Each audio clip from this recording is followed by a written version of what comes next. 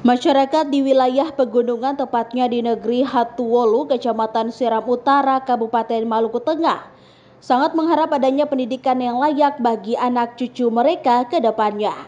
Untuk menjawab hal itu, Kepala SD Negeri 355 Maluku Tengah, Ferdi Fernando Loumali, bersama warga setempat membersihkan lokasi pembangunan sekolah darurat di pegunungan. Meski di tengah keterbatasan, Loumali berkomitmen untuk menciptakan lingkungan belajar yang lebih baik bagi anak-anak di wilayah pegunungan.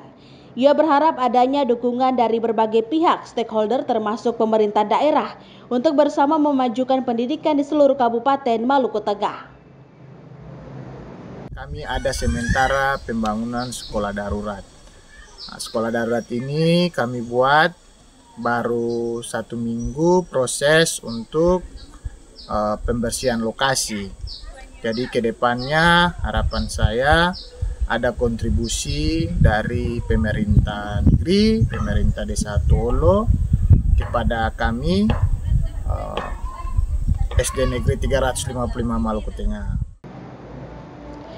Apresiasi juga disampaikan staf pemerintah negeri administratif Hatuwolu, Yopi Ilela. Menurutnya, selain pendidikan, mereka juga sangat membutuhkan layanan akses kesehatan di dalam negeri, serta akses jalan yang sangat krusial saat ini dirasakan.